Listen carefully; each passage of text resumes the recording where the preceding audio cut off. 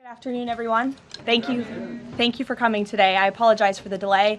I was once again with the president. He and I were both reviewing the newly released surveillance footage from FBI in the Savannah Guthrie case on just this heartbreaking situation with respect to her mother.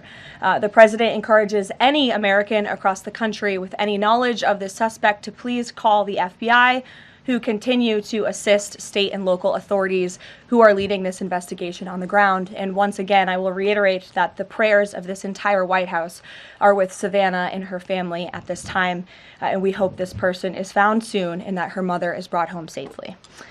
President Trump has a very busy week ahead, so I will begin with some scheduling announcements today. Tomorrow, here at the White House, the president will host Israeli Prime Minister Benjamin Netanyahu for a bilateral meeting. The remainder of the week will be focused on energy and deregulation. Tomorrow afternoon, the president will hold an event in the East Room to tout clean, beautiful coal as America's most reliable and affordable energy source, especially during periods of peak demand, just as we saw during this most recent winter storm, which impacted hundreds of millions of Americans. The president will discuss how clean, beautiful coal is not only keeping the lights on in our country, but also driving down the cost of electricity across the country as well. Additionally, on Thursday, President Trump will be joined by Administrator Lee Zeldin to formalize the rescission of the 2009 Obama-era endangerment finding. This will be the largest deregulatory action in American history, and it will save the American people $1.3 trillion in crushing regulations. The bulk of the savings will stem from reduced costs for new vehicles, with the EPA projecting average per vehicle savings of more than $2,400 for popular light-duty cars, SUVs, and trucks.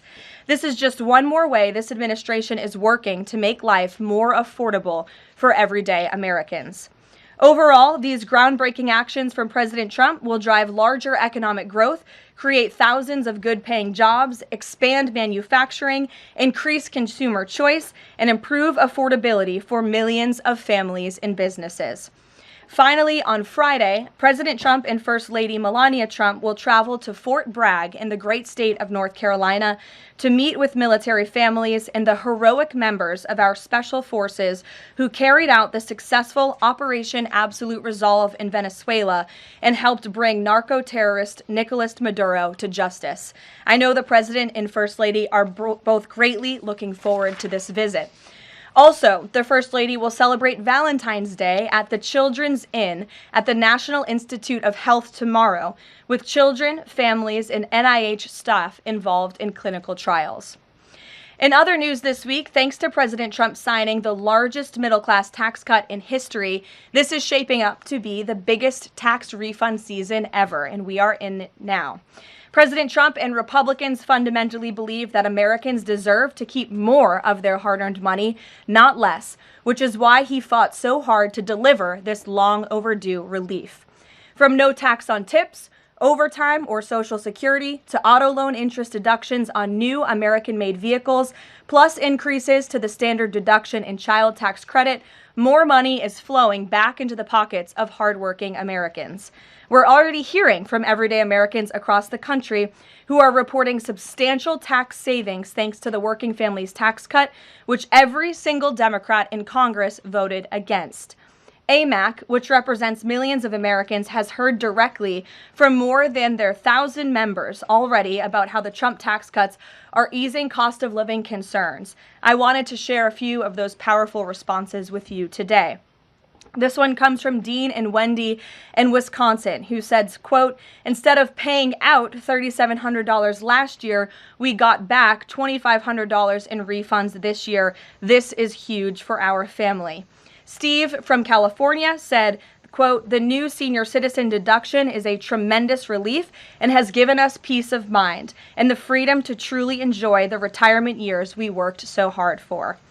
Eric from Nevada said, "As a senior, no tax on Social Security helps me tremendously. The no tax on tips helps my daughter-in-law as a waitress. The no tax on overtime helps my son, who works constantly.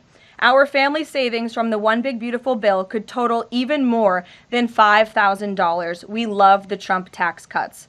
These are just a few positive examples of the everyday Americans that President Trump's tax cuts are uplifting.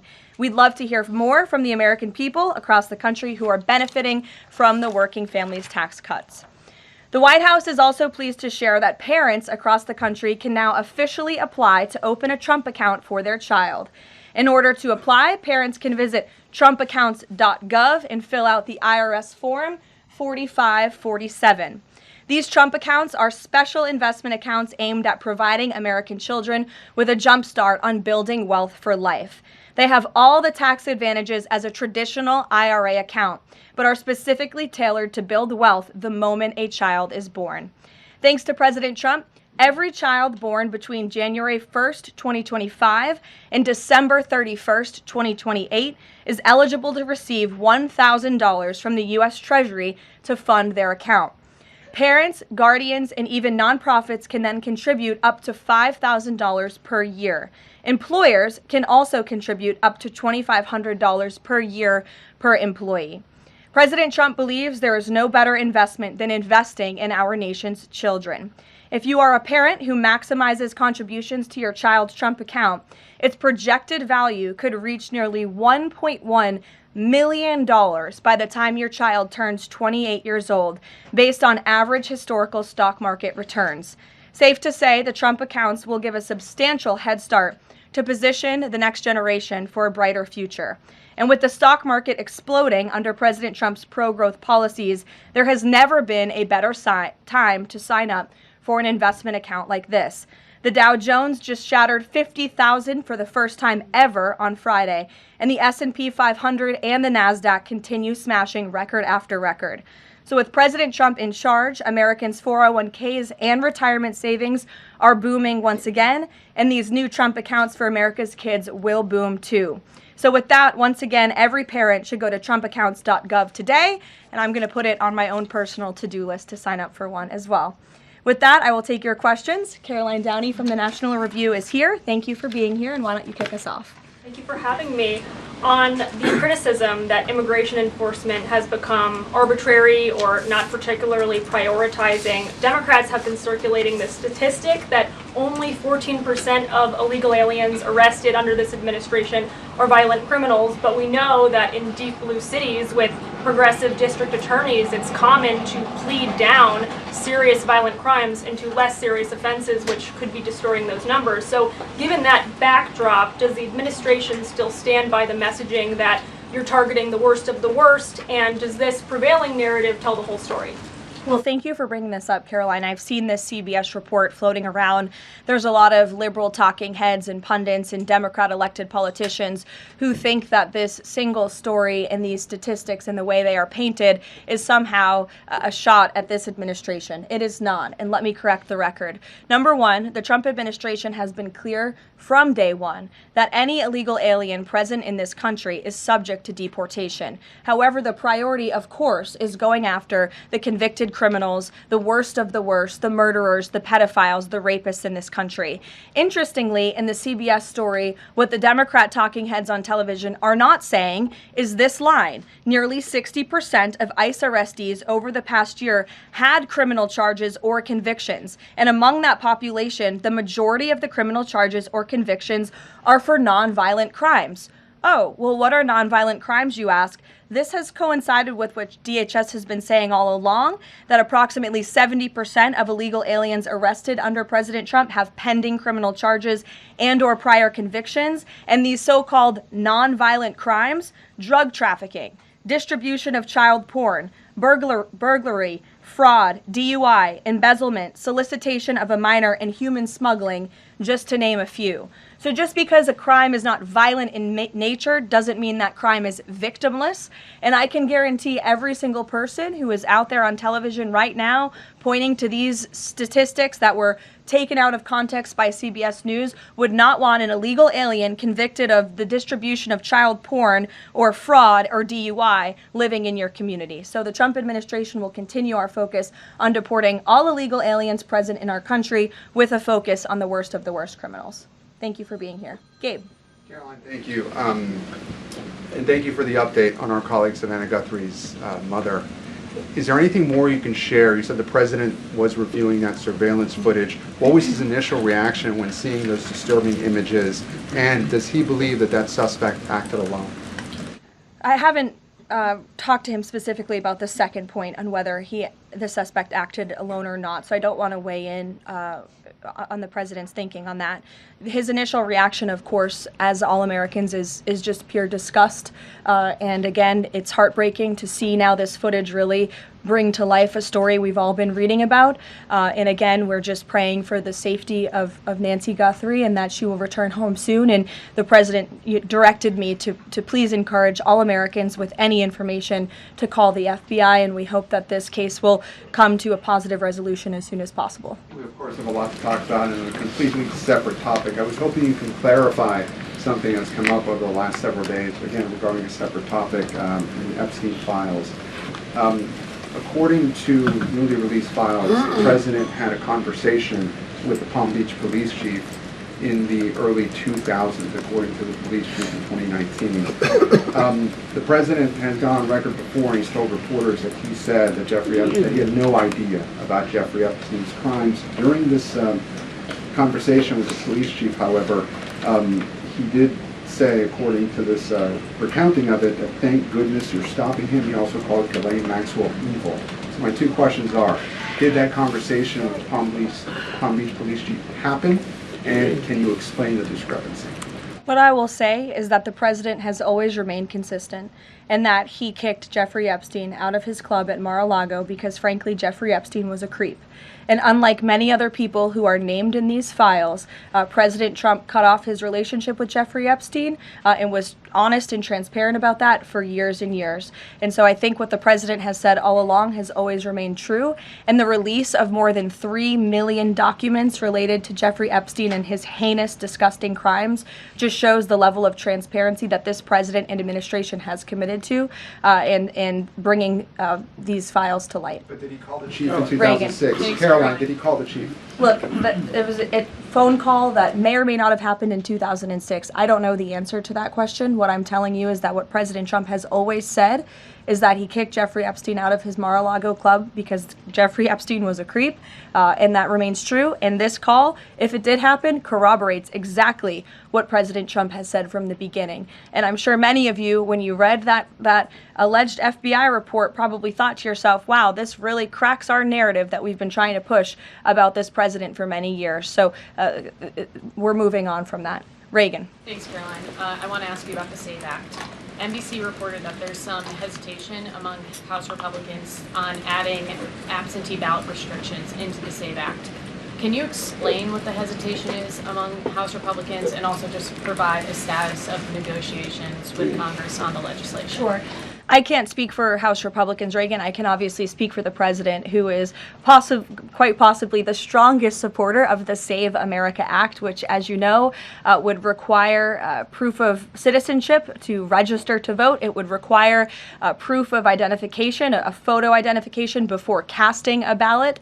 And it would also ensure that there are exceptions made. I think that's what you're alluding to with these conversations with House Republicans for reasonable requests, of course, for our military, for individuals who are disabled and cannot make it to the polls. Those are reasonable, common sense things that I believe House Republicans are discussing amongst themselves.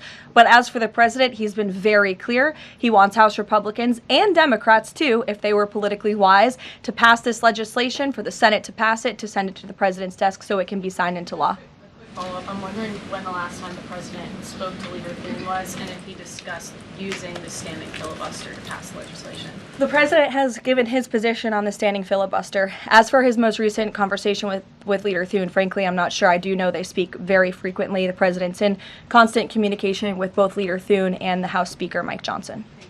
Stephen, I see we switched up our seating chart. Your direct line of sight now. Congratulations. Thank you to the Correspondents Association for recognizing the New York Post's reach. I've got two questions for you, one about the Guthrie case and then another about infrastructure. On the Guthrie case, does President Trump have a warning to the culprits here about what would happen to them, what federal consequences they would face if they do not release Nancy Guthrie unharmed? I think anyone who was involved in this depraved crime, this abduction, of course, we want to be seen held to the fullest extent of the law possible. And on infrastructure, can you explain why President Trump asked Chuck Schumer to help him rename Penn Station and Dulles Airport after himself? Why is he interested in having his name on those two buildings? And why are the Gateway Tunnel funds the proper point of pressure to get that to happen? To your first question about the renaming, why not? It was something the president floated in his conversation with Chuck Schumer. As for the funding, the president has addressed that separately himself. Danny. Thanks. Today, the vice president's account posted and then deleted a tweet about the Armenian genocide. And then last week, President Trump's Truth Social account posted and then deleted a racist video about the Obamas. And the White House again blamed that on a staffer. I wanted to ask you, does the White House have a social media problem at the moment? Do you have an auto-posting problem that's leading to these mistakes? No. As for the Armenian tweet that you're referring to, I would just refer you back to the White House's message that was issued on Armenian Remembrance Day, and there's been no change of policy at this time. Mary? Thanks, Caroline.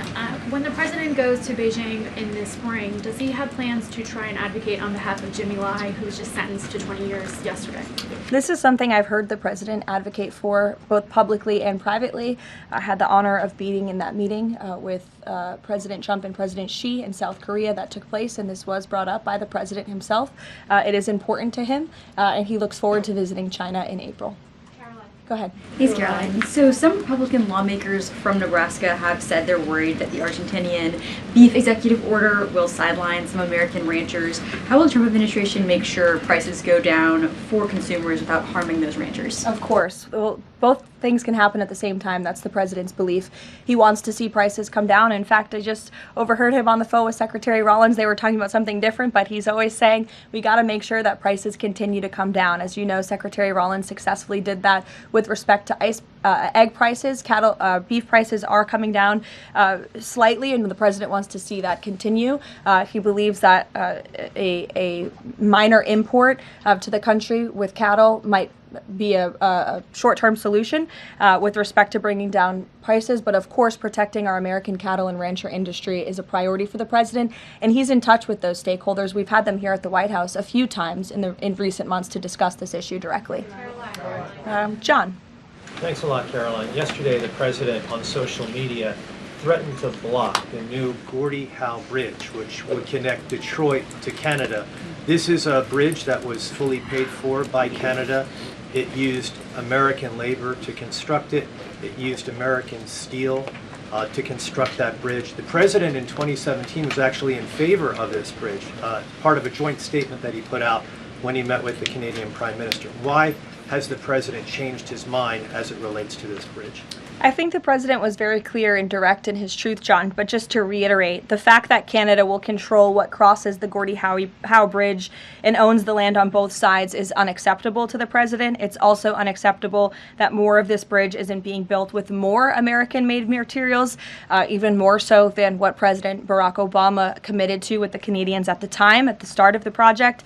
He also believes that the U.S. should own at least half of the bridge, have shared authority over what passes across it, and participate in the economic benefits generated by its use. This is just another example of President Trump putting America's interests first, and so he made that very clear in his call with Prime Minister Carney earlier today. Phil. Thank you, Caroline. Sure. DHS Secretary Kristi Noem just posted a photo of herself signing the last contract to build a border wall between Laredo, Del Rio, and Big Bend, Texas, among reports that construction had stalled. Is the president satisfied with the pace of construction? The president wants to make sure that the full border wall is built as quickly as possible, of course. I know this is a priority for him dating back to 2016, and so absolutely he wants to ensure that the border wall is built under budget and ahead of schedule is how President Trump likes to view building projects, and that includes the border wall. Satisfied with the pace of construction thus far? I think the president is never satisfied. He always wants to ensure that things are moving along as quickly as possible, but I know Secretary Noem is on it, and she's doing a great job. Thank you, Caroline. You're welcome. Sure, go ahead. Thank you. Charlie. On the Nancy Guthrie case, is the president satisfied with the federal and local investigation so far? And has there been any more contact from the White House or the president with the family? I don't think anybody will be satisfied until this case is brought to a close and until Nancy Guthrie is returned home safely with her loved ones. Contacts? Has the president contacted the family since? Not since that initial phone call. Sure. Tamara. Thank you. The National Governors Association is removing a meeting with President Trump from his agenda because only Republicans were invited.